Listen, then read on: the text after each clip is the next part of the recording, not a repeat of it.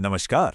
भारत के इन्वेस्टमेंट की दुनिया में एक बहुत बड़ी और दिलचस्प टक्कर होने वाली है। आज हम तीन बड़े फ्लेक्सी कैप फंड्स को आमने सामने रखने वाले हैं, जियो ब्लैकरॉक, पराग पारेख और एचडीएफसी। तो चलिए इस जबरदस्त मुकाबले की हर बारीकी को समझते हैं। तो कहानी कुछ ऐसी है। एक तरफ है जियो ब्लैकरॉक, एकदम नया टेक्नोलॉजी से लैस चैलेंजर, और दूसरी तरफ हैं दो पुराने स्थापित दिग्गज पराग पारेख और एचडीएफसी। ये मुकाबला है नए जमाने की इनोवेशन और बरसों के तजुर्बे के बीच। देखना यह है कि कौन किस पर भारी पड़ता है।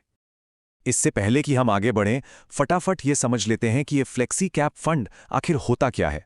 देखिए, ये ऐसे म्यूचुअल फंड होते हैं जिनके पास पूरी आज़ादी होती है कि वो किसी भी साइज की कंपनी के स्टॉक्स में पैसा लगा सकते हैं, चाहे वो बहुत बड़ी लार्ज कैप हो, बीच की मिड कैप हो या छोटी स्मॉल कैप। यही लचीलापन, यही फ्लेक्सिबिलिटी इन्हें इन्वेस्टर्स के लिए काफ़ी आकर्षक बनाती है।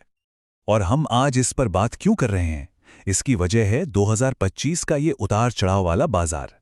ऐसे माहौल में ये ऑल वेदर फंड्स, मतलब हर मौसम में चलने वाले फंड्स, डाइवर्सिफिकेशन का एक बेहतरीन जरिया बन जाते हैं। ये फंड मैनेजर्स को मार्केट के हिसाब से अपनी स्ट्रैटेजी बदलने की पूरी छूट देते हैं। चलिए अब इन तीनों दावेदारों से मिलते हैं। हम उन आंकड़ों पर एक नजर डालेंगे जो इन फंड्स की असली पहचान है, जो इनकी कहानी बताते हैं। अब इस स्लाइड में जो वाकई दिलचस्प है वो है इन तीनों का सीधा सीधा मुकाबला। लॉन्च डेट से पता चलता है अनुभव। AUM यानी एसेट्स अंडर मैनेजमेंट। इसका सीधा मतलब है कि लोगों ने इस फंड पर कितना भरोसा करके पैसा लगाया है। और एक्सपेंस रेशियो, ये फंड को चलाने की सालाना फीस है। जितनी कम उतना बेहतर। सबसे पहले बात करते हैं HDFC की। ये फंड 1995 में शुरू हुआ था। जी हां, 1995।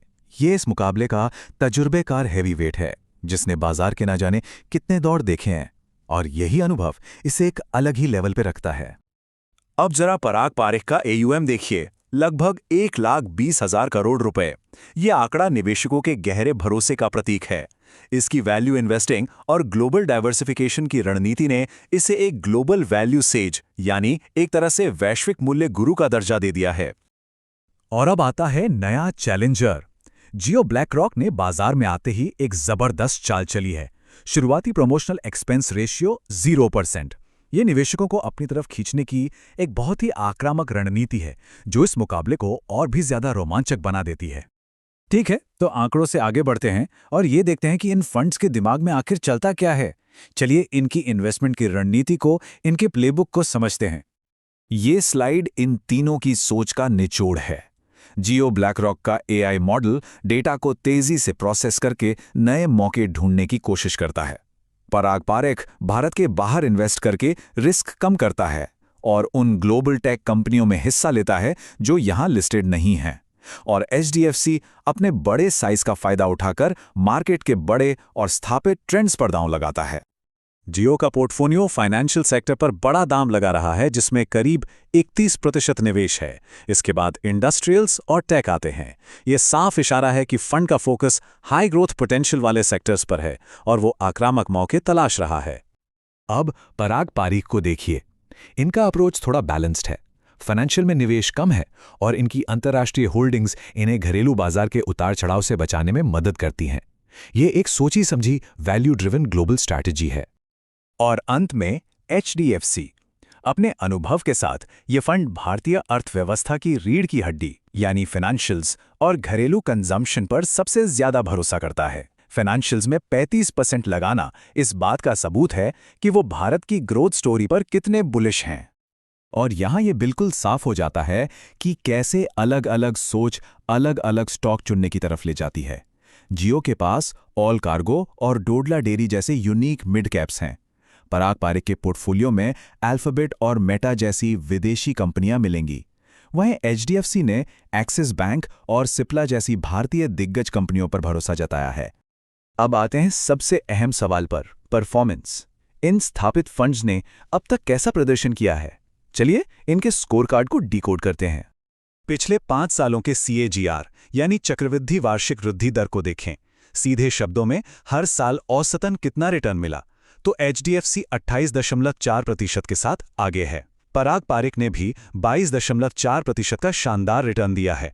दोनों ने ही लॉन्ग टर्म में बेहतरीन मुनाफा कमा कर दिया है, पर हाल के सालों में HDFC थोड़ा आगे निकल गया है। तो इससे ज़रूरी सबक ये मिलता है कि फ्लेक्सी कैप कैटेगरी ने वक्त के साथ लगातार अच्छा प्रदर्शन किया है।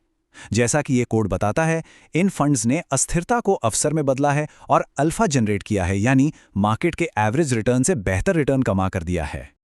और जहां तक जियो की बात है, तो ये अभी एक नया खिलाड़ी है। इसके प्रदर्शन के बारे में कुछ भी कहना जल्दबाजी होगी। एक नए फंड का सही मूल्यांकन करने के लिए उसे कम से कम कुछ साल का समय देना जरूरी होता है। तो इन सारी जानकारी के बाद सवाल ये उठता है कि किसी निवेशक के लिए सही फंड कौन सा है। चलिए इसे समझने की कोशिश करते हैं और देखते हैं कि कौन सा फंड किस तरह के निवेशक के लिए बेहतर हो सकता है। इसे हम 3 तरह के निवेशकों में बांट सकते हैं। पहले हैं टेक सेवी ऑप्टिमिस्ट, जो जियो की AI ड्रिवन और हाई ग्रोथ रणनीति से आकर्षित हो सकते हैं। दूसरे हैं पेशेंट ग्लोबलिस्ट, जिन्हें पारंपरिक का वैल्यू और विदेशी डाइवर्सिफिकेशन वाला तरीका पसंद आएगा। और तीसरे हैं डोमेस्टिक ब्लू चिप बैकर, जो HDFC के बड़े साइज और भारतीय बाजार के लीडर्स पर फोकस करने को तरजीह देंगे।